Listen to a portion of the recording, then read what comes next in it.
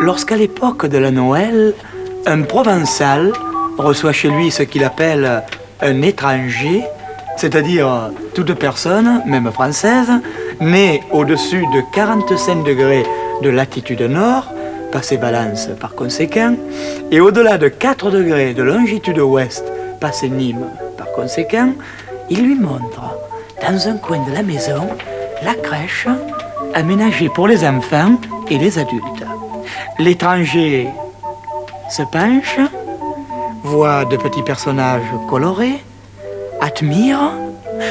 Le Provençal pose l'index sur la tête des santons et dit « Celui-là, voyez-vous, c'est l'ange Bouffareu. Celui-ci, le pêcheur. Ces deux-là, Grasset et Grassette. » Et au moment où l'étranger commence à poser des questions, invariablement, le diable pousse un joyeux brandon dans la gorge des convives, le bruit, les chansons et le cliquetis des verres qui trinquent couvrent la voix du narrateur, la fête gonfle, meurt et disparaît du calendrier, l'étranger a rejoint les régions boréales, et il ne saura jamais qui était le pêcheur, Grasset Grassette, le ravi, d'autres encore. Jusqu'à aujourd'hui. Car aujourd'hui, étranger, je vais te conduire auprès des santons endormis.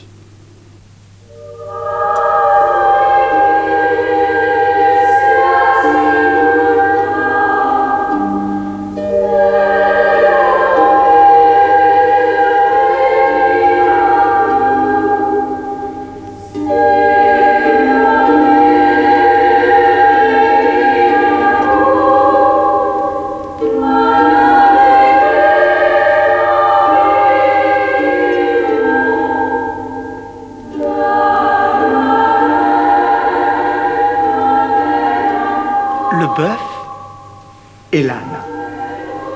Bonsoir, le bœuf. Bonsoir, l'âne. Plutôt bonne nuit. Bonne nuit. Drôle de nuit. Oui, Pareil qu'il faut souffler oui, sur le petit, là, pour le réchauffer. oui, c'est les ordres. Les ordres. J'obéis pas n'importe quel ordre, moi. Je suis un bœuf laboureur. Je suis pas un bœuf souffleur. Qui c'est, celui-là? Je sais pas. Et d'abord, d'où ils viennent, ces ordres-là? D'en haut. Qu'est en haut? En haut, ça fait tomber le fouet en haut, hein? Plus haut que la fenêtre. Et plus haut que les toits. Plus haut que la colline sûrement. Et plus haut peut-être que vole l'épervier. C'était une voix accompagnée d'un tonnerre de Dieu. Une voix. Une voix maîtresse et commandante. Une espèce de voix formidable. Et la voix disait, et il se passera d'ici le matin des choses autour de cet enfant comme on n'en a jamais vu. Mais alors, ça change tout. Primo, c'est un fils de grand seigneur. Secondo, nous sommes en première place. Allez, soufflons. Attention, bœuf. Bœuf, fais attention. Souffle pas comme un bœuf. Le fils du Seigneur est mûr pour un grand rhume si tu joues la tramontane et le sirocco. Et un peu le sens des nuances. Souffle en zéphyr. Souffle en douceur. En soufflant doux, tu souffleras tiède. Tandis qu'en soufflant fort, tu souffleras froid. Tu parles bien pour un âne. Mais alors, le jeune homme barbu, là, et la petite, qui a si mauvaise mine, tout en ayant de la lumière sur les joues, qui c'est? La petite, c'est la mère de l'enfant tout né. L'homme, c'est celui qui lui sauve la réputation. Une drôle d'affaire, moi je te le dis. Une affaire avec un mystère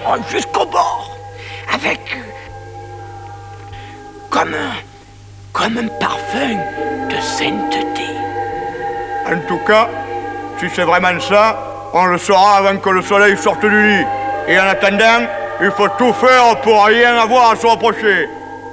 En attendant, faut y croire. Allez, soufflons. Soufflant.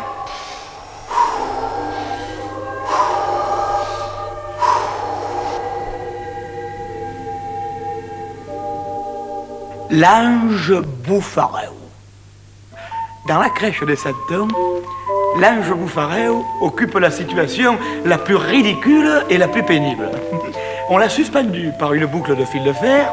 Il est là, entre ciel et terre, et il tient à la main une trompette. Moi, j'ai toujours trouvé qu'il était bizarrement placé, d'abord, et qu'ensuite on lui donnait un physique de chérubin joufflu qui ne correspond pas du tout à ses attributions. Car enfin, qui était-ce, l'ange Bouffareu? Ni plus ni moins que l'annonciateur, Lou Trompetaire, le Louis Armstrong démesuré de cet événement stupéfiant. Moi, je le vois costaud, avec un coffre solide, une paire d'ailes qui... Vous permettez, monsieur? Je vais m'expliquer moi-même. À votre aise et convenance, bel ange. Oui, moi, je suis l'ange Bouffareu. Bouffareu, ça veut dire qui souffle. De toute éternité, je devais être celui qui soufflerait dans la trompette au moment où Jésus est né. Alors faites-moi l'honneur d'écouter toutes mes notes. Gare, maintenant, j'embauche. Attention, attention, hein! Ne réveillez pas le petit. Mais le petit n'ouvrira l'œil que l'arrivée des bergers, monsieur. C'est écrit, tout est organisé, sa vie, sa passion, sa mort et sa résurrection. Il n'y a que mon sort qui n'est pas réglé. Qu'est-ce qu'on va faire de l'ange Bouffareu après son coup de trompette? Je suis pris d'angoisse à la dernière seconde. Allez, allez, ne tarde plus, fais confiance. Corne-nous ton coup de trompette. Même l'âne et le bœuf tendent l'oreille et le mufle. Attention, attention! Je souffle!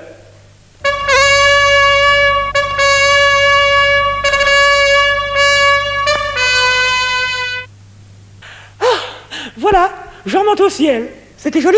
Ah, oui. Adieu? Je peux repartir à présent, je n'ai plus d'angoisse. Allez, adieu, Ange Bouffareu. La poissonnière. L'un des santons les plus connus, c'est la poissonnière. On la reconnaît à ce que... Ah, la belle big, la belle big. Venez le monde, le monde, le monde, le monde, le monde, venez. Approchez, petit. Je vous fais peur, approchez. Je suis grosse, mais j'ai jamais écrasé personne, hein. Sauf mon mari, pêcheur, tellement il était petit. Elle est forte en gueule, mais c'est la profession qui le veut. Et puis, la concurrence qui l'exige. Parce qu'attention, à Marseille, sur le Vieux-Port, les éventaires sont côte à côte. Et j'ai aussi des anguilles, fiston, des girelles et des pâtes à clés, des moules de bouzigues, des moules de bouzigues et des violets. Et tout ça tellement frais qu'une fois cuit, ça bouge encore. Je vous le jure sur la tête du receveur de l'enregistrement. Et menteuse, pour vendre sa marchandise, elle vendrait père et mère. Mon Béogari, approchez, approchez. D'abord, si c'est une automobile que vous voulez acheter ou une paire de bretelles, c'est pas la peine de rester devant mes poissons, hein. Vous regardez mes rascasses comme si vous attendiez que je vous récite des poésies, là. Ou alors, si vous voulez acheter chez la voisine, là-bas, au coin de la rue, ben vous le faites tout de suite. Que moi, j'ai pas de temps à perdre à m'esquinter les cordes vocales. Seulement, écoutez un peu, venez un peu, écoutez-moi un peu. Entre nous soit dit, hein. Ce poisson qu'elle vend, il est avant-hier. S'il sent pas le pourri, c'est par pudeur. Son mari, c'est un feignasson à cette femme. Il va pêcher que les jours impairs encore, s'il n'y a pas de vagues. Quand on jette un caillou dans la mer, il dit que c'est la tempête. Et il bouge pas dans la maison. Et on se demande en fin de compte pourquoi cette matrone mal amouchée figure dans la crèche. Hein? Qu'est-ce que j'entends? Qu'est-ce que vous barjaquez là? Pourquoi je figure dans la crèche, me dites? Si ça vous gêne, il faut le dire. Et si vous me le dites, je vous répondrai. J'ai pas pendu ma langue en olivier pour la faire sécher, vous savez? Non, mais des fois, qu'est-ce qu'il raconte dans ce jobastre là? Oh, ne vous mettez pas en colère, hein. J'ai un peu perdu les détails, ça arrive à tout le monde. Hein. Eh bien, les voilà les détails. Je vais vous en donner un plein coup fin, moi, de détails. D'abord, il faut vous dire que la nuit où l'ange Bouffareu a trompetté pour que tout le monde se rende à la crèche, le premier mouvement, ça a été de sauter du lit, de passer le caraco le plus fleuri et le jupon le plus brodé, et hop, sur la route de Bétélin. Mais alors, comme les bergers apportaient les agneaux les plus beaux, les meuniers la farine la plus fine, et chacun ce qu'il avait de plus précieux, moi. Mon Dieu, les bras me sont tombés des épaules. Qu'est-ce que j'avais de précieux? Mes poissons. Eh oui, c'était pas transportable. Et non, Gisclé, je vous le fais pas dire.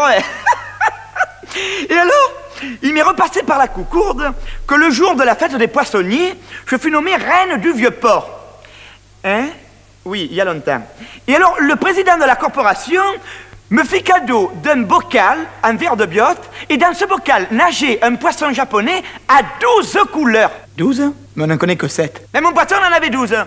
Et si vous ne le croyez pas, c'est que vous avez des yeux grossiers. Cette couleur, mais il y en a 70 de couleurs dans la nature. Bref, c'est ce que vous aviez de plus précieux. Et oui, alors, je prends le bocal, et en route, avec tout le monde qui s'en allait à travers les mers et les montagnes.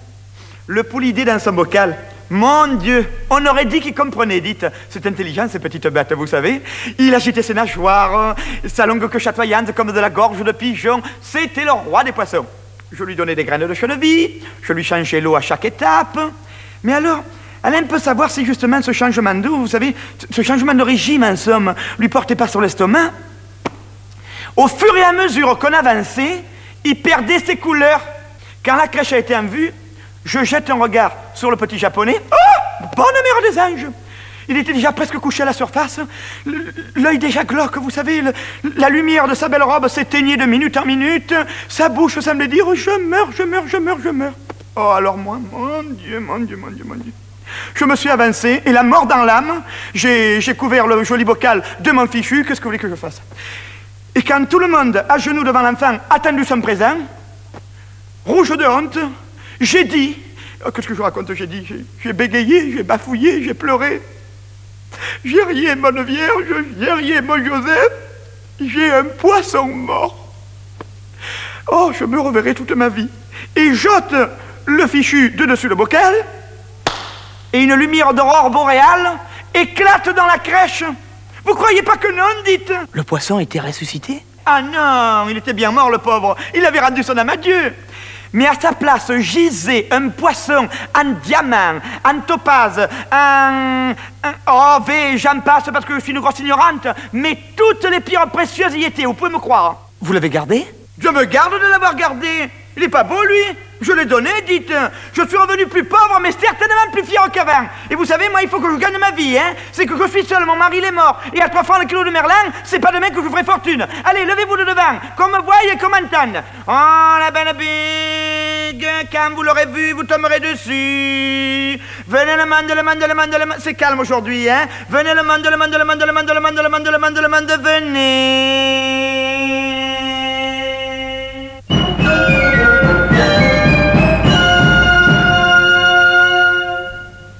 Moi, on m'appelle le ravi.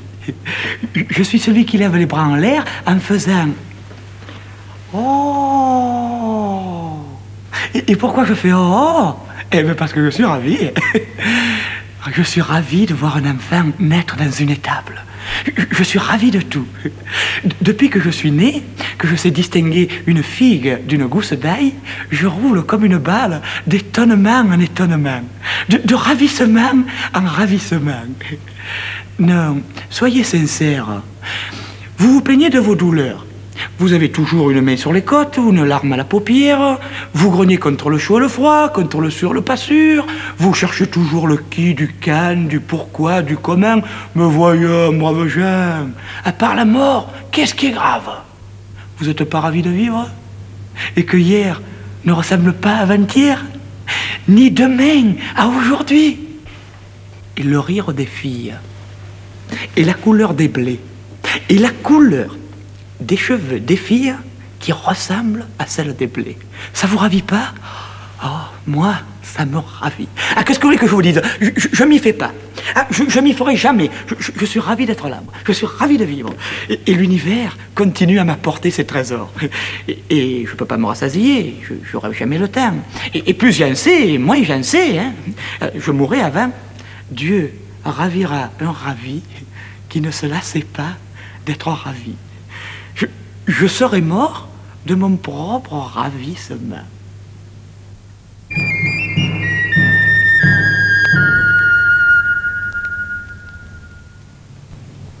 La fileuse. de cette fileuse qui est assise au coin de la crèche, comme isolée des autres santons, ne m'ont frappé ni le rouet ni la quenouille. C'est un rouet fort ordinaire, c'est une quenouille sans particularité. Mais j'ai été frappé par la figure de la fileuse. Et elle m'a sauté aux yeux, cette figure, si je puis dire. Regardez-la. Terrible, hein?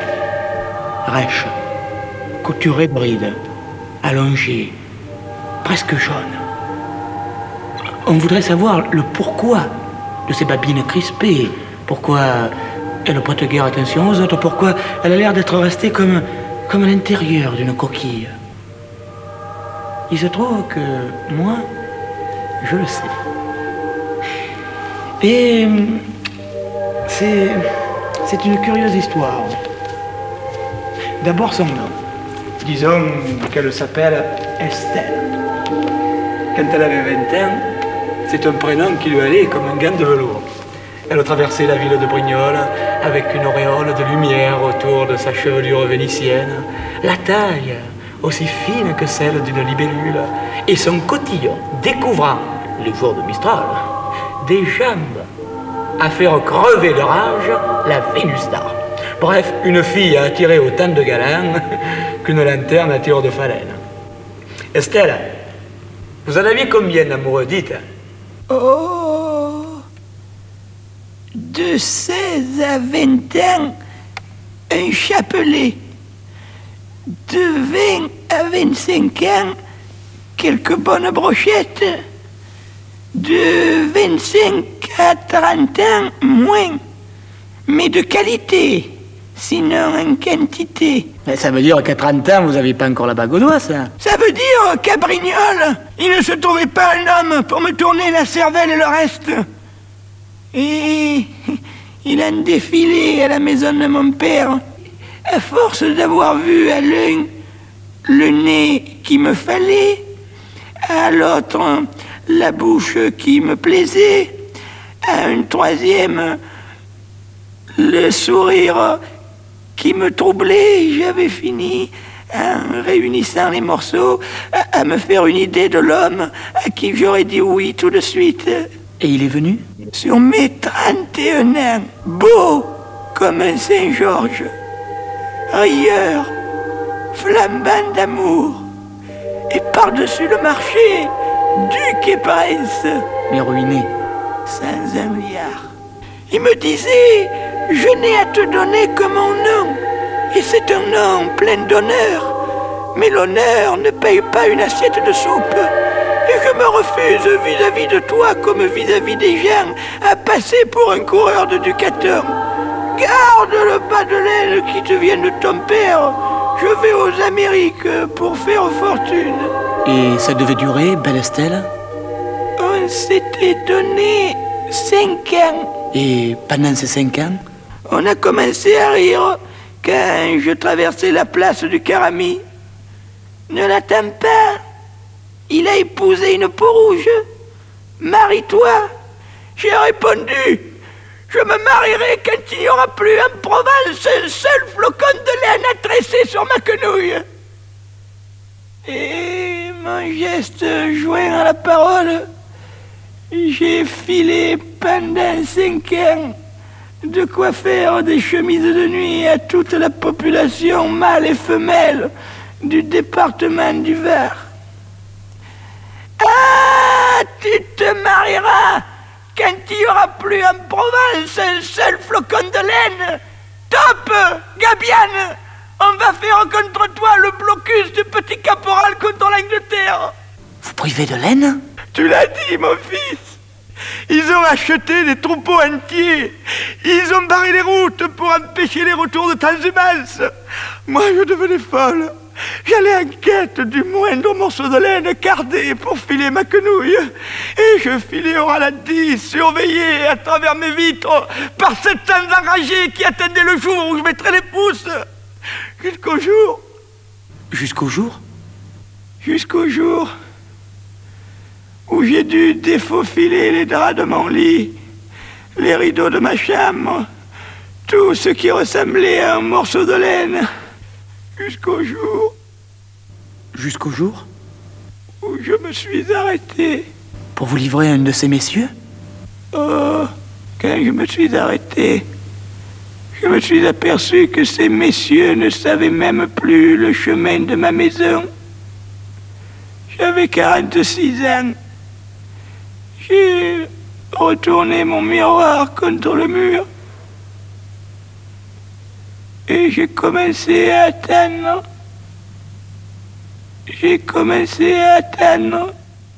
Et vous avez combien d'années sur le dos? Dites, Estelle. Je vais sur mes 85. Et vous croyez qu'il reviendra des Amériques? Oh oui, il reviendra. Et je retiendrai ma mort jusqu'à ce qu'il revienne. J'aurai 90 ans et 100 ans et 107 ans et il me retrouvera derrière mon rouet quenouillant comme il m'a quitté. Je ne tourne qu'une seule idée dans ma cervelle, et c'est celle-là. Le retour de mon duc de Malbel, prince de Castellane, seigneur de la Roquebrusane et autres lieux, riche à crever de puits de pétrole et de pépites d'or. Je l'attends.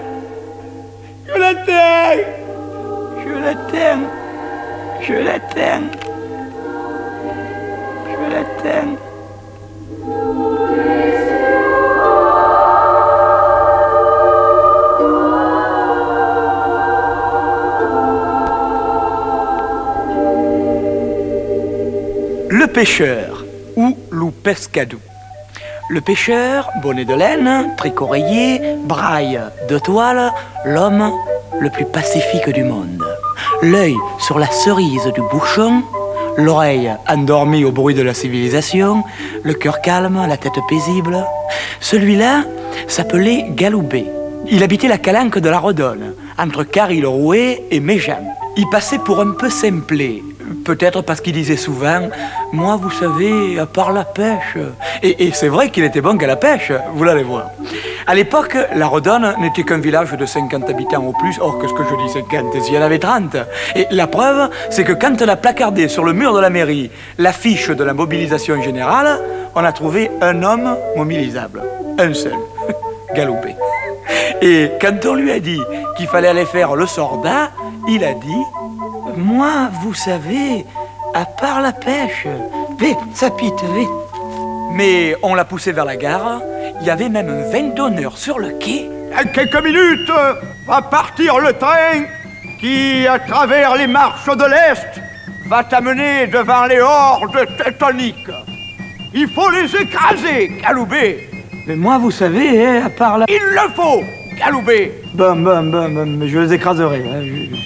Si je suis un peu aidé, hein. Tu seras aidé par des jeunes comme toi, des invincibles. Deviens un grand soldat. La province n'a plus produit de grands soldats depuis le bailli de Suffren et Masséna. Et encore, Masséna, il est niçois. Bon, eh ben, je serai un grand guerrier, toujours le premier au feu, comptez sur moi. Et reviens-nous vivant. Ah, ben ça, hein, donnez-moi un papier timbré pour qu'on me tire pas dessus, sinon moi je peux rien garantir, hein. Enfin, fais pour le mieux. Oh oui, ça y est, le train qui part. Bon, allez, adieu, hein, monsieur le maire. Allez, grosse bise à tout le monde, hein. Dommage que je ne sache pas écrire, je vous aurais raconté mes batailles. Tu nous le diras oralement, mon fils. Ça ne sera que plus beau. Allez, Dieu te garde, hein, mon petit.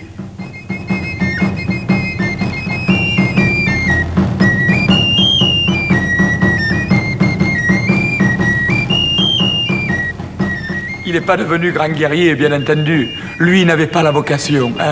À part la pêche. De temps en temps, il faisait écrire par un de ses camarades « Je vous raconterai tout à mon retour. Là où je suis, j'ai le droit de rien dire. » Le maire en était ému aux larmes. Chaque année, au 14 juillet, il faisait un discours dans lequel Galoubet devenait de plus en plus beau, de plus en plus grand.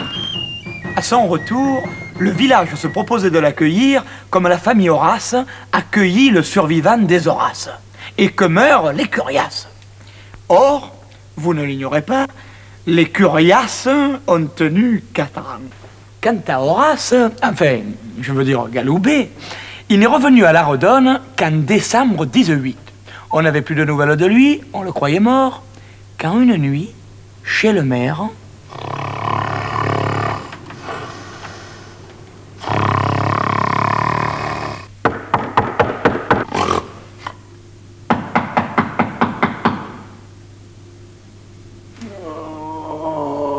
quindi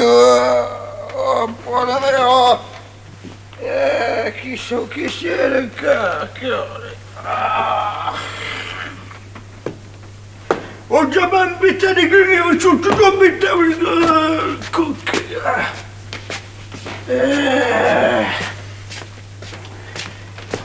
Quel d'accord. Monsieur, vous désirez? Bonjour, monsieur le maire. Je suis Galoubet. Ouais?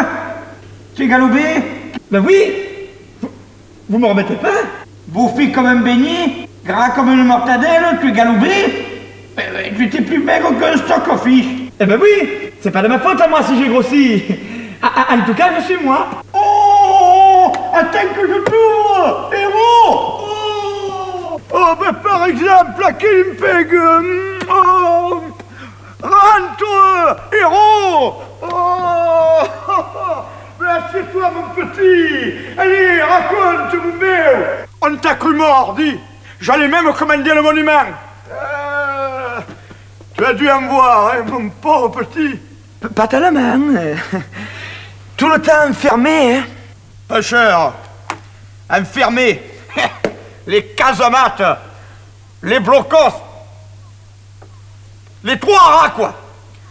Eh ben, tu diras, ton calvaire, tu leur diras comment tu étouffais à 10 pieds sous terre. Mais j'étouffais pas. J'avais tout l'espace que je voulais. J'étais dans un magasin d'habillement, à Périgueux. À Périgueux? Qu'est-ce que tu allais foutre à Périgueux? Ah ben, je sais pas, moi. Il m'a envoyé là-bas, quoi, dans un magasin d'habillement. Il paraît que j'étais bon à rien. Dans le maniement du fusil, je tirais sans m'en apercevoir, là. Psst, psst, psst. Et, oh, un jour, j'ai failli tuer le général qui passait. Tu vas pas me dire que tu restais 4 ans à Périgueux, non? Ah ben, mais si, dans un magasin d'habillement, je vous dis. Elle distribuait des effets militaires, des capotes, des monotières, des godillots. Mon Dieu, quel malheur. Mais moi, vous savez, hein, à part la pêche... Assez! Mais tu te rends pas compte, espèce de profiteur, que pour les habitants de la Redonne, tu es une espèce de Napoléon? Mais qu'est-ce que je vais leur dire, moi qui te représentais tous les 14 juillet dans une tempête de fer et de feu avec les naseaux fumants? Eh ben, c'est pas de ma faute à moi si j'avais pas les naseaux fumants dans une tempête de fer et de feu. Ah, tais-toi ou je fais un malheur, hein? Tu es caporal au moins, je suppose? Non. Non, je suis deuxième classe. Et le sergent, il a dit comme ça que s'il y avait une troisième classe, eh ben il fallait m'y mettre, tellement j'ai pas la vocation, alors. Moi, qu'est-ce que vous voulez, à part là? Ah, t'es gentil, hein? T'es gentil, tais-toi, hein? Heureusement que t'es venu chez moi en premier. Et la nuit! Si t'étais venu au village en plein jour, on était foutus, hein? Il n'y avait plus de héros. Et il nous faut un héros, tu le comprends, ça? Pour qui je passe, moi, sinon? Il faut que tu sois un héros. Et le lendemain, le maire a présenté Galoubet au village de la Redonne au cours d'un vin d'honneur. Galoubet a fait semblant de descendre du train de Port-de-Bouc. Et on l'a trouvé un peu gras, oui, pour un héros. Mais quand il a commencé à raconter la guerre telle qu'il était censé l'avoir vécue, oh alors... Toute la Redonne a senti le souffle de l'épopée passer sur la calanque. Allez, vas-y, Galoubet, raconte-nous comment tu as battu les troupes du Kaiser. Mais simple, braves gens. Voilà. J'avançais le premier. Les balles, elles passaient à côté. Zim, zim, zim, zim. La peur, je ne sais pas ce que c'est. J'avais fini par me faire une réputation terrible. C'est pas pour me vanter, hein. Mais quand les Allemands savaient que Galoubet se trouvait dans le secteur, la panique courait dans les tranchées. C'est comme ça qu'on les a eus. Tenez, exemple. Une fois, à la grande offensive du général Nivelle... Il est toujours vivant. Il raconte toujours ses exploits. Mais attention, hein, en trop de pêche. Ah ça, lui, vous savez. Hein. À part la pêche...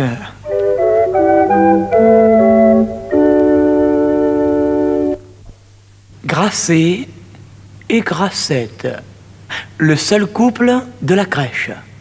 Ils ont au moins 170 ans à eux deux. Et encore, j'ai l'impression que je les rajeunis. Tant ils sont courbés, chenus, voussus, perclus. bras dessus, bras dessous, ils sont là au rendez-vous des mages, tassés, mais souriants. Je me suis demandé pourquoi Grasset et Grassette. Oh, mais je ne m'appelais pas Grassette, monsieur. Ah non, non, Grasset, c'est le nom de mon mari. On m'appelait Grassette à force de me voir avec lui, comme on appelait Ferronnière, la femme de ce Ferron, vous savez, du temps du roi François Ier. Non, je m'appelais Pauline, et j'étais laide. Oh, comme vous ne pouvez pas vous l'imaginer. Laide? Oh, à 100 km à la ronde, il n'y avait pas plus laide. On aurait fait un concours de laideur que j'aurais eu la médaille. Un fait libre de Villeneuve-les-Avignon a composé une chanson sur moi. Comme ma mère avait enlevé tous les miroirs de la maison pour pas que je me noircisse le sang, il a écrit la mauvaiseté que voilà. Pauline, au bord de l'onde, regarde son portrait. De se voir aussi laide, elle tape des mains, des pieds. Boudiou, c'est pas possible que je puisse plaire. Ce serait pas pour ma mère, j'irais bien me noyer. Pauvre Grassette, vous en étiez si bas. Oh, mais j'en étais encore plus bas, monsieur, parce que je me suis noyé pour de bon, un jour que j'étais allé au lavoir. Mais c'est encore plus difficile de mourir que de vivre. D'abord, parce qu'il y avait à peine un pain et demi d'eau courante. Ensuite, des femmes qui m'ont vu de loin se sont mises à crier. Et aussi parce que Grasset m'a tiré de la rivière. Ah, je comprends tout. Monsieur Grasset, vous êtes enamouré de Pauline et... Enamouré? Oh, cette laide-ronde! T'es vaille. Mais même si c'était enamouré, il était tellement laid lui aussi que j'aurais pas voulu de lui. Et puis, à l'époque, j'avais encore un tantinet d'espoir parce que ma mère me répétait « Mon Dieu, tu as de beaux yeux, tu sais préparer la morue le vendredi, tu frottes tes malons qu'on y mangerait dessus, tellement ils sont propres. Un mari viendra, vaille, toute marmite trouve son couvercle. » Moi, Grasset, aucune jeune fille ne voulait de moi. Et d'espoir, plus le moindre petit, je me disais, femme pour femme, une seule acceptera que tu y fasses la cour. Une seule ne rira pas de toi. Celle à qui on ne fait pas la cour et qui fait rire les hommes. Moi? Toi, Pauline, je suis venu à ta maison pour le rhume que tu as pris dans la rivière, puis pour la grippe qui est venue après, puis pour t'inviter à danser la danse des cordelles à Saint-Étienne sur la place du Promenadou. Mon premier danseur. Ma première danse. Et le charme a opéré, monsieur. Je me disais, mais elle a la voix douce, mais elle a la taille fine, et puis elle a le pied mignon, et puis attention, hein, c'est qu'elle n'est point sotte, hein. Si j'épousais une jeune fille qui soit sotte, sa beauté, ça n'irait, mais sa sottise, elle me resterait sur les bras. Et puis, en détaillant bien, est-ce qu'elle est vraiment si laide que je me suis dit? Et elle a le teint ingrat, oui. Et elle a une toute petite coquetterie dans le... Oui. Elle a les dents, c'est un peu agressif, oui. Et le nez, qui va chercher le missal, mais que faut faire tout à coup du farin. Oh. Vous faisiez les mêmes réflexions, Grassette? Non et oui. Oui et non. La beauté d'un homme, c'est moins important que celle d'une femme, vous savez.